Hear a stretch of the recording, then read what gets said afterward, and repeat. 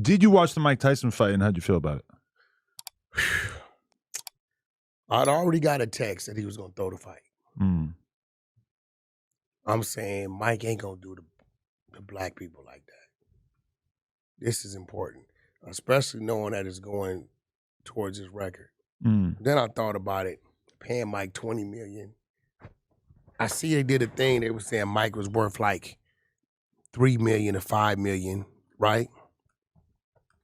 So I'm like, shit. They give Mike $5-10 million, he just might slip on a banana peel, right? Mm. So next thing I know, he comes into the ring, I notice the knee brace, right? Okay. So I go back to his training, right?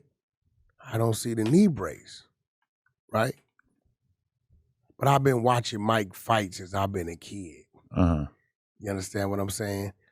And I've never seen Mike hesitate to throw a punch.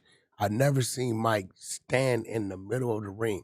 Mike's a guy that if he's paid to throw a fight, he's not gonna know how to throw the fight. Mm. He'll throw it, but it's gonna be obvious. Right. Like when Mike goes to swing, he doesn't pull back. Mm. You get what I'm saying? And I'm watching it, and then on the flip side, I'm watching Jake. Jake's in the middle of the ring with all the reach in the world. He'll hit him with one punch and back up. No, Jake had situations where he could have just drilled Mike. So I think it was like, all right, I'm going to do this, but you can't knock me out. And Jake even in interviews basically acknowledged that he didn't go as hard in the latter rounds as he could have. He could have like aimed for a knockout, and he just wasn't even trying. To be honest, the optics on that now because we're right, but the optics on that would be kind of gross. Like, do you really want to see Jake Paul knock this dude out when it feels like Mike Tyson's kind of like doing you a favor by even showing up? Yes, he's getting paid well, but it's like, you know, he's volunteering as celebrity. Can I play this clip real quick? He slapped him. Oh yeah, but he stepped on his shoe too. It don't matter. So now we're talking about you're gonna duck the knockout. Right. Who ducks a knockout that you can? Especially after the slap. Yeah. Okay. But check this out. This really colored how I viewed the whole Return to thing. the ring. For this fight, you are setting a monumental opportunity for kids my age to see the legend, Mike Tyson, in the ring for the first time. What type of legacy would you like to leave behind when it's all said and done? Well, I don't know. I don't believe in the word legacy. I just think that's another word for ego. That's just some word everybody grabbed onto. Now it's used every 5 seconds. It means absolutely nothing to me. I'm just passing through. I'm going to die, and it's going to be over. Who cares about legacy after that? What a big ego. So I'm going to die. I want people to think that I'm this, I'm great. No, we're nothing. We're just dead. We're dust. We're absolutely nothing. Our legacy is nothing. Well, thank you so much for sharing that. That is... Now, some people think it's kind of morbid that he gave what they perceive as like kind of a dark answer to a small girl who she looks like she's like 11 years old or some shit. Is the persona of Mike. I know Mike. Right. He wasn't trying to be an asshole. Right. He wasn't being aggressive. His delivery, how he talks, he has this stone look about himself. Right. That will make you think he's trying to be intimidated. That's just him. He was actually being cool. He was mild-mannered, you know, but I think she handled it great. This is the thing. Yeah, props to her for she keeping her handled it composure. great. But this is my thing. We're all involved in a project where we're all working to be something. If you're a rapper, if you're a podcaster, if you're a manager, whatever it is, you're just trying to like build yourself up so you can be this thing. And for most of us, we feel like we've got a long ways to go. Yeah, I have a reasonably popular podcast, but I could be a much bigger podcaster, et cetera. Mike Tyson, for like 20 years, knew what it was like to be basically considered one of the toughest motherfuckers in the world, beloved by so many people. He also knows what it's like to be absolutely destroyed and smeared in the media.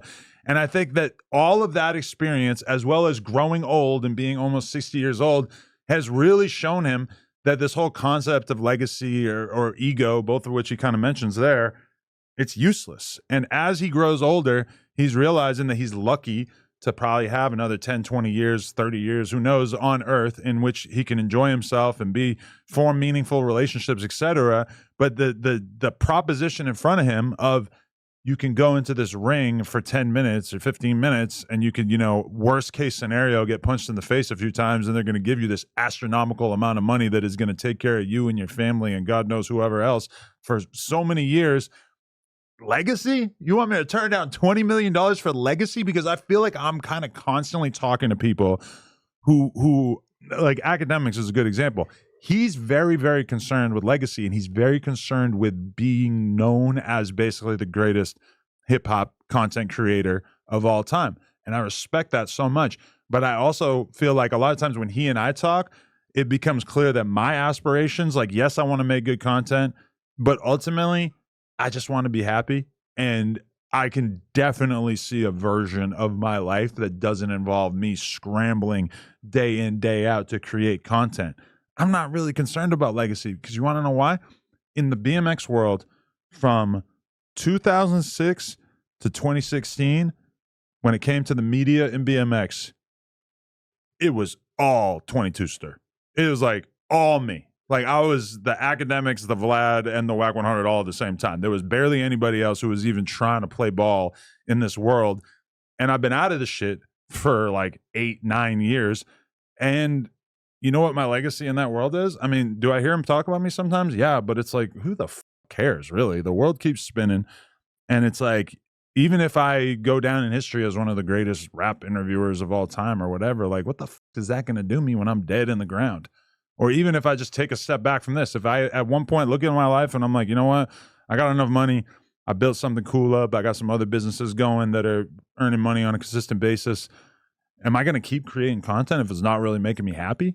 Like, if anything, that's why people are like, oh, why don't you spend money on clothes or cars or jewelry or whatever? It's like, I'm preparing for a future in which the only thing that I want is to not have to do anything that I don't want to do. And that's real. I feel like Mike gets that. And a lot of people don't get that. They just like haven't really even scratched the surface of accomplishing something or becoming something in the public eye. And I think, somebody like Jake Paul is clearly like in the project of building up his ego and his legacy. Yeah. And to Mike, he's already been over that fucking mountain. Think about the way he was viewed in the 90s. Yeah, it was bad. Like, what the fuck does he care? No, but I'm saying like in a positive way and a negative way. I mean, he went to fucking jail for the rape case and he was smeared in the media and treated like absolute dog shit. Has kind of like gotten over that hump to be beloved again. And I mean, to him, it's like, once you're like so ubiquitous in the culture that one of the biggest Nintendo games of all time, you're like the face of it and you don't even care. You probably barely even played it. Like, who gives a fuck? He went to doing stand-up. Did the podcast for a long time. He quit doing that. Seems like, if anything, the problem I think for somebody like him is just even finding shit to stay excited about. Yeah, but you know what? I don't think the only thing I've seen him do that he was excited about is his pigeons. Yeah, those tigers growing marijuana. Yeah, the most basic things that anyone could do. Almost nobody could be a championship boxer. Almost nobody could do care about none of that could stuff. do a podcast where they're sitting down with the biggest names in the culture. Anybody could raise some birds. Anybody can raise a plant. Yeah, he didn't. Even when it came to boxing, I think that was just business what he had to do. But his pigeons give him his peace of mind. He gives his pigeons Fiji water. Really? It's crazy. And the cultivate the marijuana on the legal side of it. But other than that, I'm used to, I don't know, it just didn't look right to me. The way I seen him training, I didn't see none of that in the ring. Like no mic attacks. A lot of people brought up like his training footage and were like, where is this in the ring? This is what I'm saying. It just, we always used to seeing Mike go to work in the ring as best he could. And we knew you can go to work because we watched you in the training tapes. Yeah. And in the ring, we didn't see any of that. Yeah.